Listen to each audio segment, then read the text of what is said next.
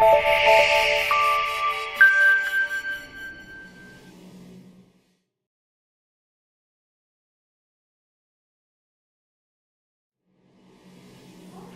we're going to put on top of that 5 key principles.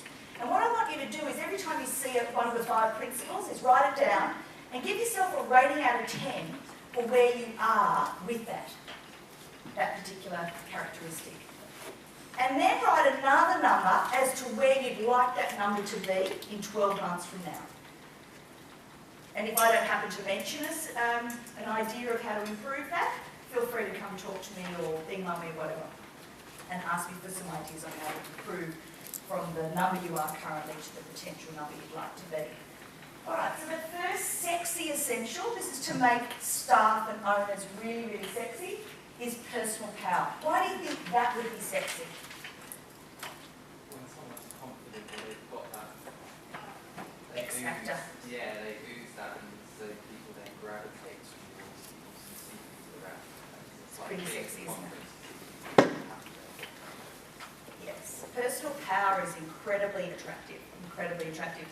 Now, I'll do an extreme version of somebody with personal power walking into a room to look after a client, and I'll also do another character of someone with no personal power walking into a room, and it's an extreme example, okay, just so you get the idea.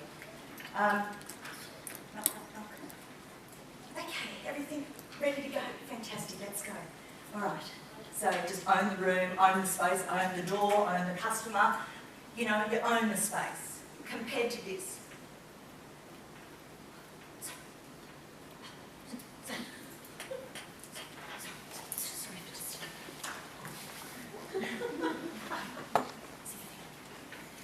Now, at that point, I just want to shoot them in the head, don't you? Now, I call that insipid. It's weaselly. It's like I do the character as like Mr. Weasel out of that book.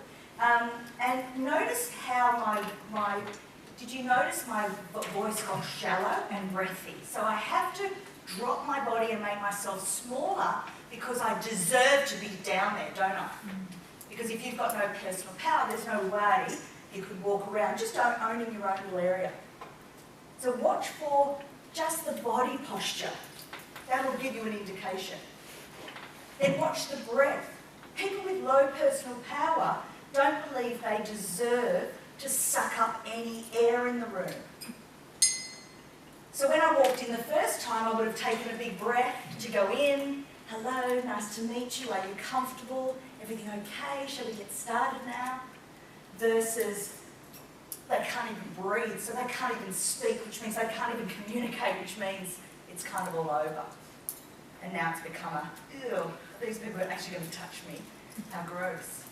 Make sense? So don't worry too much about those two extremes. Think about where you are. Are you a 9, an 8, a 7, a 6? And if you're a 6, would you like to be an 8? What would it take for you? What would you need to do to get those 2 points? Let's have a think about that. So write a current rating and a potential rating. Oh, they're so puffed. Whew. Second one. Second one is emotional intelligence. So who's read the book, Emotional Intelligence? Goes back 25 years, 30 years. Yeah. It's a good old classic. If you haven't read it, it's probably an important text. It would be up there with all the classics. So there's probably about 10 or 20 books you should read, and that would be one of them. But here it is. Normally I might train a day on EQ, or I might do a half-day session on EQ, or I could even do 2 hours on EQ, but you're going to get it in 5 seconds. So if you never read the book, at least you know what it is and how it's constructed. So before you go into these 5 key areas, above that is one part, know thyself. So know thyself is 50% of emotional intelligence. And everyone knows, don't they, when they meet someone who's not very self-aware, you kind of go, really? You don't know? And no one tells them. And then the other half of EQ is know your impact on others. So there's no way you could do this half without this half. Does that make sense? So, in a business, let's take a manager or an owner, for example. What happens is, let's say they go, oh, bloody hell, I'm so furious, this bloody staff member lets me down every bloody week, I'm so furious, I'm so angry, and just pretend I'm acting really, really, really angry. I just don't want to scare you too much, okay? Then they go up to the person and they go, this is the last time you're late, I can't believe it, blah, blah, blah. You know, that kind of thing. We've all had that happen 20 years ago.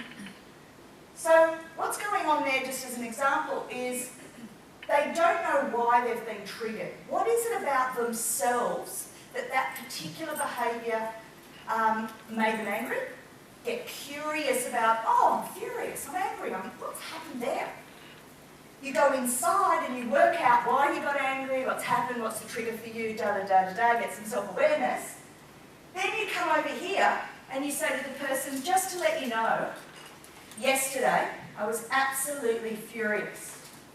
And if you come in late one more time, I'm afraid it will be a first warning. Can you see that I'm talking about the emotion but I'm not actually in the emotion?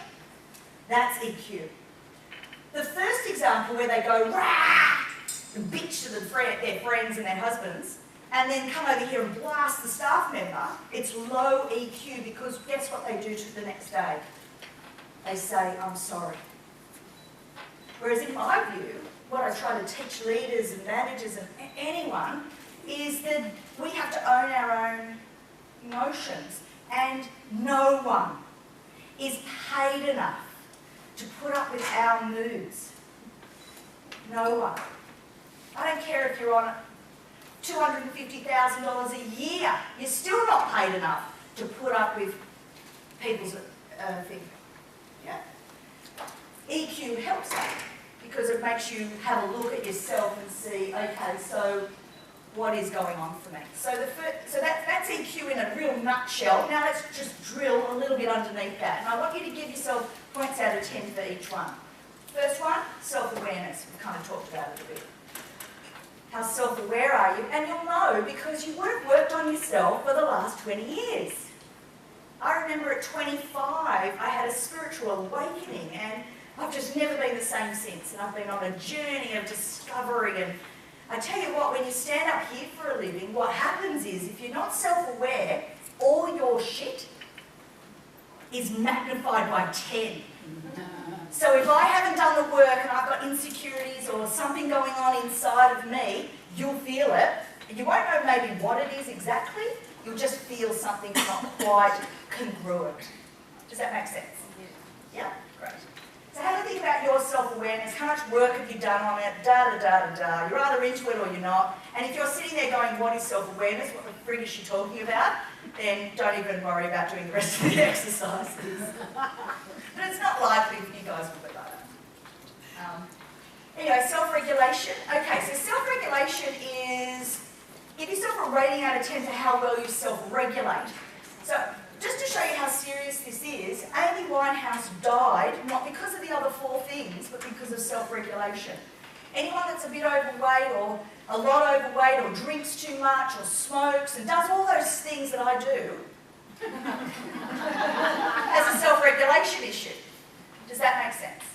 Okay, so have a little think now. When I look at somebody like this woman here, I can just look at you and just tell me if I'm correct, you self-regulate very, very well. I like to drink and smoke and self-regulate. Great answer. I'm going to steal that. All about balance. Okay, fantastic. And you do look like you've got it together.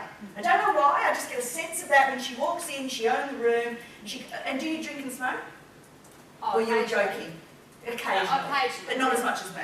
Well, I don't know. Yeah. Okay, so anyway, you get the idea. So anyone that's, look, pretty much we've all got issues with this, just some more extreme than the others. So give yourself a point.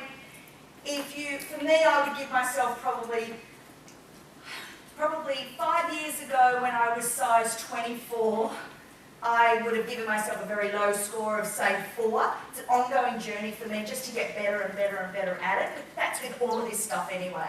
So I'd probably give myself a 6, but gosh, I could be heaps better. Heaps better. Like yesterday, they knocked on my door and gave me a little plate of little macarons, is that right? Macarons, and I ate them all. Yeah, so did I have to do that? Was I starving? No. Did I, could I, just those choices. It's when I make that choice 1,000 times in a year, that's why, because my ass look big in this. Make sense? So that's all it is. So it just, and you've got to want to do it. You've got to want it. If I really wanted to be a size 10, I probably would be, but obviously I'm not that motivated. All right, that brings us to the next one. So what about how motivated you are? How much get up and go have you got? Natural motivation. And people that don't have any will know. They just are those bit more lackadaisical, doesn't really matter, just go with the flow. And their life will reflect that. And if they're cool with it, that's fine. It's just most of us in the room, I'm assuming, has got quite a lot of drive inside of us. So give yourself a mark, what you currently are, you'd like to be. Next one, empathy. Empathy is being able to put yourself into other people's shoes. Some people are highly empathic, meaning when I'm in therapy with people, when they talk about their pain, I physically feel it. Now that's not great if you don't know how to manage that. Yeah, so if you guys are highly empathic, you're almost on the point of psychic, it's because you can feel where other people are going with stuff. So if you're very high there, great, high IQ. Other people, some people put up their hands, I've been doing like accountants or let's say engineers, and they go, what are you talking about? They have no idea. They go, why would I be interested in people? And I go, okay, so now's not the time to be discussing that, but that's a real issue. Most people have some level of empathy, surely, unless they're extremely, and there's names for the diseases and psychological problems, aren't there? Serial killer. Yes. That's on the extreme, where they just don't feel it. They just don't feel it. They can kill and it's fine. Anyway, last one is social skills. So give yourself a rating for how good you are, where you can just rock up into a party and just, I don't know, make a friend. This will help you. It's a very important skill to have. And notice how successful the people without that skill are. They just can't bond with a customer. They just can't make a cold call. They just can't do these things. That's where a coach comes in. We've got to get them to break through some of that stuff. I don't even believe shy is a set standard behaviour. I think that's a creative programming. I think anxiety, social anxiety, I think that's just programming. We can get rid of that.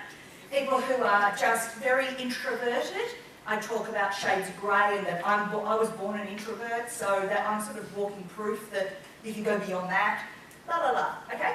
So social skills have, what's your current rating and what would you like it to be?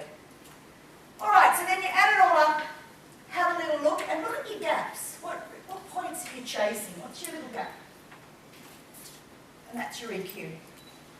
So how long did that take? 5 minutes to sort of get you up to speed. That's basically all you need to know and start working on some of those things.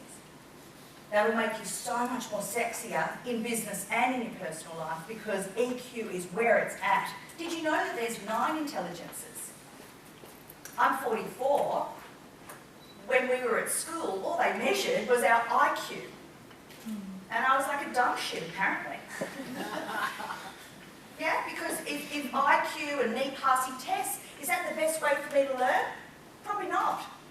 But imagine if they were doing EQ, or all the other nine intelligences, it would have been really good. But in business, what's happened over the last 30 years, as some of you know, is EQ is just the golden boy. Totally the golden boy. So if you haven't heard about it, I strongly suggest you work on some of these things. Read the book, get into it because it really is highly valued in leadership, management, training, etc., etc. If you want to do a little quiz, I've got a quiz, just email me. I'll send you a little quiz and you can go a little deeper into all of that if you're interested. Nice, quick, tick and flick type one. Easy, just to see where you're at. All right, so we've done 2 key characteristics. This is the third one. The third one is initiative. We've already mentioned motivation. Initiative is, notice the bird is on fire. Give yourself a rating for how much fire you have in your belly for stuff. Now this is a general rating because what happens with different activities is I get lots of fire on some things and then I'm barely able to get out of bed at the thought of other things like baths and bookkeeping and so. Alright, so that's not my passion. So I don't have a lot of fire about doing my books. So the quicker you can get a bookkeeper, honestly, the better, I say. Because then I can get my fire burning on stuff. Now the other thing to think about with fire, have you noticed that some people have heaps of fire and it doesn't last very long? You know, it just goes out quick. I call them fast burners. So sometimes I'll have an idea and I'll go, oh my God, and I'll just talk about it for a whole day and then do nothing about it. So then I know, okay, so that was a fast burn, might come back to it, but not a lot of heat there. Not a lot of lasting heat anyway. Whereas with other things like writing my book, this was for me a very slow burn. I was talking about it, and I was asking people what they thought about it, and then I started to have meetings with sales people in the sales industry, what they thought about it. You know, went on for years. And I thought, whoa, Katrena, that's not like you. It wasn't a fast burn at all. It was a nice slow burn. So by the time I sat down to write it, there was heaps of heat, lots of charcoal, lots of, it really lasted right up until the point where now we're into the second edition and it's got like award-winning on it now. I get to have that little medal on there. So now I don't care. I go award-winning also. You that'll do. Won one award. Looks like a wine bottle, I reckon. Maybe I want 3. Depends. But look, I'll move on to do another one. Doesn't matter. It's actually easy to write a book. So anyway, that's if you've got enough initiative. You've got to have it on a slow burn note, but I do like the fast burn on some stuff. But really, we're looking for heat. Long-term heat. You've got to have long-term heat for your business, long-term heat for your staff, long-term heat for your processes, systems. Grant was talking about the numbers. I mean, you've got to get a slow heat on that. You've got to. Not, I'm not really good with numbers, I'm terrible at maths at school, let's just forget about it. Really? Oh my God, you're setting yourself up to be burnt. Makes sense? So, look, I probably wasn't considered to be a maths person or a numbers guy, but what I did was I educated myself and I remember going to one of those courses, Finance for Non-Financial People, and I had a trainer there, just a half-day program, nothing too boisterous, just talking about the numbers. I walked out wanting to become a management accountant. Seriously, he made the numbers so creative and interesting, and I was like, oh, these numbers are magical. Anyway, ridiculous. Never thought I could be that excited about numbers. But just one little thing like Grant recommended is get to a little course. You might find you have the same experience. It's just about mindset really, isn't it? You think it's dull and boring. You're losing your heat on it. You can make it, as hard on yourself or as easy on yourself. So when you get right up into real personal development, you really know yourself. You actually know how to turn the heat up and down whenever you need to. Perfectly cooking everything to your liking. Next one. Next one is confidence. Somebody mentioned confidence earlier. I like to mention it in a little bit more detail so you can see the structure of confidence. Now your staff will come in having gone from high confidence at their old job, they knew everything about it, to low confidence now in their new job. But how long? With experience, it probably won't take them long to get back up because it's a similar industry or a similar processes that they're doing. Whereas imagine when you change careers altogether, you go from master of your game to baby, have no idea, and that could take longer. So getting up to full confidence is different for different things. But what I want you to do is give yourself a general rating, current rating, potential rating, for confidence, because you do have a general setting. You're either a reasonably confident person over here, or you generally will lack confidence on most things sort of around here. And here's the structure of it. You've got to have self-belief. There has to be an element of that for you to be confident on whatever thing you're thinking about. You've got to think it'll add value to you or to something. So self-value has to be there. And then you've got to be self-assured enough to stick with it long enough to practice it to get good at it. Does that make sense? So let's take public speaking for an example. So part of my business, I believe everyone in business should be out there educating people about whatever it is they're fantastic at. And then from that education experience, people come to your business and interact with you. All right? So how many in the room are a 9 to 9.5 on speaking in public? In confidence. Okay, fantastic. Who's sort of an 8-ish, 7-ish, 6-ish, 5-ish? Okay, so any 5? Okay, so it's completely outside your comfort zone. Yeah? You don't like it? 5? Yep. She can barely even speak to me right now. Right? It's uncomfortable, yeah, to speak standing up here. I could actually speak, but at times it's the audience that you have. They're bitches, aren't they? I agree with you. It does depend on your audiences. I'm just going to do a little experiment with her.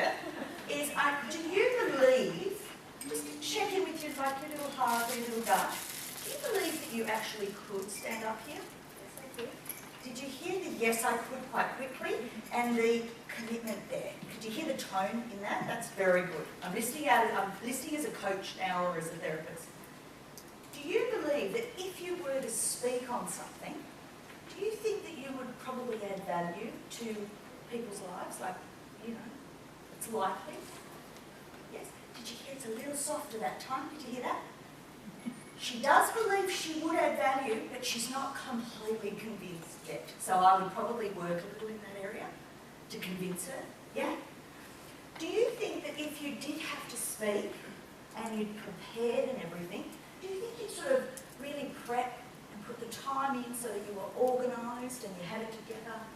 Just, yeah, now, I know she's a practicer. There's no way she'd ever just get up and shoot from the hips. Yeah, you can see she's an organised person. She put a lot of effort in. She prep, will set you up for success, as we know. So the only area stopping her from getting up here and speaking next year is I would be working on just the self-value. And that's probably because there's no context about what would she be speaking on. Like, there's no detail there. It was just a generic conversation. Does that make sense? But I reckon if we came up with a topic, she'd turn the volume up there. Right, so you guys do that whenever you feel like, oh, I can't do it. Just go through those 3 points and see where does it sit for you, and jump on the phone to a friend, talk to a supportive person, ring me if you need some clearing, or ring somebody just to clear it or have a decent conversation around it. Because most people would say, oh, don't, it's too hard. Oh, because they'll put their fear on top of your fear. And so if you talk to the wrong person about something like that, they'll go, oh no, don't do it, I wouldn't. So if you want to write a book, don't go to somebody who'd go, oh, don't write a book, oh God, that would be so unsuccessful. Go to someone who'll go, why don't you give it a go, what have you got to lose? Have a crack. Yeah, so confidence is actually, that would be the mindset. Confident people go, oh, probably not the best writer in the whole world, but I'll have a crack. Give it a bit of a go. Yeah, I like that attitude. They have different mindsets, whereas these guys have talked themselves out of it before the baby's even, I don't know, happened. You know, the baby hasn't even been one cell separated yet. You know, in terms of birthing an idea, you all know that concept, don't you? Birthing an idea. Just be careful with your ideas really early on, because when they're in an embryo, they're very easy to kill. When they start to grow and they're sort of 7-8 months gestationing here, is that the right word? They're a little bit more robust, they're likely to last. Then they sort of push out, they're going to be pretty tough to get the hell out of there. And then, once a baby has gone through that first year, they're a little bit stronger, aren't they? They're not going to just die of a cold. And then by the time the toddler comes along, they're pretty robust, they bounce, you can chuck them anywhere, whatever. And by the time you get to us, it's pretty difficult to kill you. But notice when the little baby is just so tiny, careful what you do with your ideas. Because it's so easy just to stab you in the stomach and it's dead. Yeah? It's a great analogy, I reckon. Get down, get dirty, not very sexy, let's move on. Breasts. Is that better? Okay, so confidence is so sexy. sexy. So what do you give yourself currently? What would you like it to be? We all need to be working on this. And yeah, what do you give yourself currently for confidence, generally speaking? What did you write down? 5 to 6. Yeah, 5 to 6, fantastic. What would you, deepest heart's desire, what would you love to be? 8. Yeah, I'd like an 8 for you too. You've got to be out in the world, because why waste it? Look at it. She's been born for a reason. I want that beautiful face on brochures, I want it on websites, I want it on books, I want it up here next year, whatever.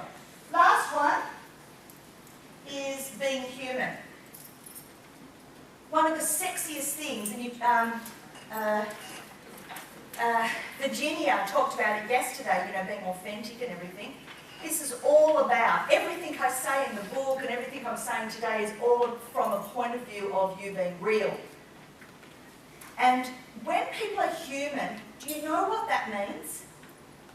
Do you know what it is to actually be human and to make people, not make people, but naturally have people connect with you?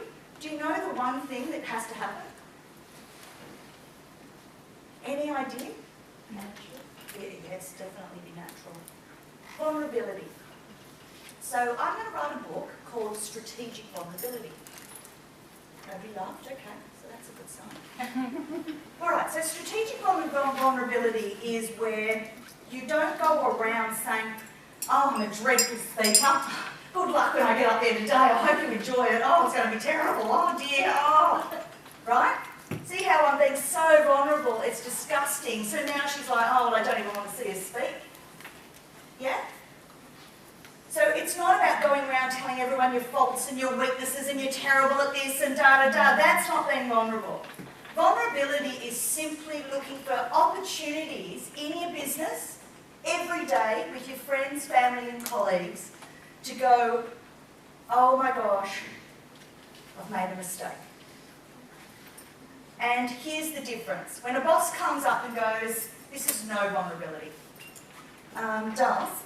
Anyway, so we've, big mistake. I packed all the envelopes, printed off all the labels, and I think something happened in the Excel spreadsheet and a bit of a cell got twisted. Anyway, all the envelopes I sent out yesterday were all wrong. Just wondering if you could sort that out. I don't know who did it, but what a fuck up. Okay, can you see the arrogance in all of that? Not taking personal responsibility, da da da. Here's how it would look. If I had actually done that, I would go up and go, you're not going to believe it, I've done a massive big mistake. This is what's happened. Is there any chance that you could help me? Because I've got to redo all of them and send them all out again today. Is there any way? My heart's opened. I'm open for criticism for people going, oh, what a stupid mistake is that? Because it's a real basic one. We probably all have done. You get the idea? So there's a strategic vulnerability. So it's not about being all over the place, telling everyone your weaknesses all the time. Keep that to yourself. Work with your coach, your therapist on all of that stuff. Then every now and again, look for opportunities to go, I get to show someone my vulnerability, and it's usually in your cock-ups, normally. Make sense? All right, so you give yourself a rating on how true are you to yourself, how human are you, and how willing are you to be vulnerable at the right moments. At the right moments. Because that's pretty bloody sexy, I reckon.